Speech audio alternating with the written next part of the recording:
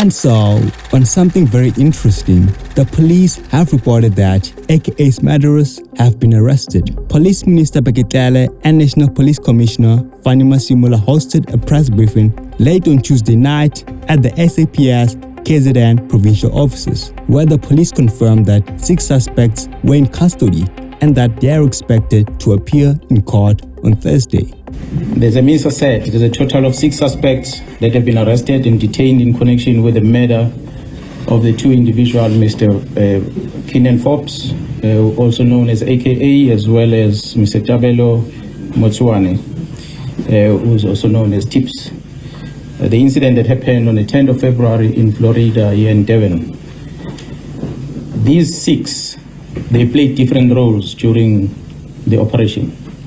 We have a coordinator who's basically the master of everything, is in custody. We have 2 shooters that you also on social media. We have 2 spotters that were one of the spotters was inside the restaurant observing and watching Mr. Forbes and his friends, as well as the organizer of firearms and vehicles, because the vehicle used as a getaway, firearms that were used to shoot, they all hired. As I said, the 6 of them, the spotter initially followed Mr. Forbes from the airport on arrival, all the way to the hotel, as well as to the restaurant where the incident happened. And this person was also responsible for gathering resources together, the whole team together, as well as the rewards that came thereafter when the people have done their job, the payments that was done. And the second suspect that we have is a person who supplied firearms and vehicles, and that person was also linked to other 2 murder cases, not these ones that that we're talking about. And the third one, it's a shooter who is linked to another murder case, another parallel murder case. We have another spotter that was just outside the restaurant, who's also linked to another case.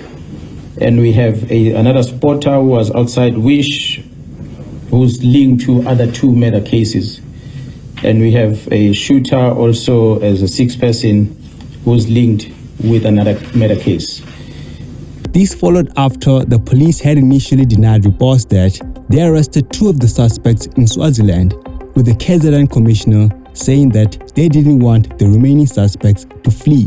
The first question, why did we not speak about this until the news broke? As I said earlier, our strategy was that we're not going to talk about this, and I've said it many times. We will not talk about this until first we inform the family, and secondly, we're going to be going to court. That has been the strategy.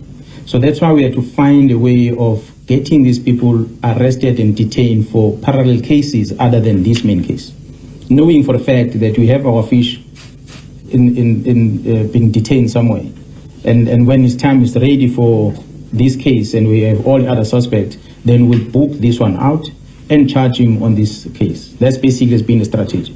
So unfortunately, we already were there. We were there on Saturday when we requested the Swati authorities to execute those warrants.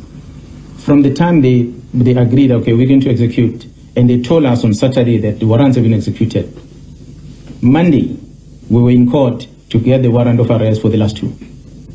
That was our plan. By the time the news broke, we already had warrants on our hands. And when we were about to discuss with the NPA in terms of course, when we arrest, we must go to court. So when we were discussing with NPA, the news broke. And by the time when we were going for the suspects, they were gone. Because those were people that were not running away. They were always around. That's why we thought we're going to keep them last.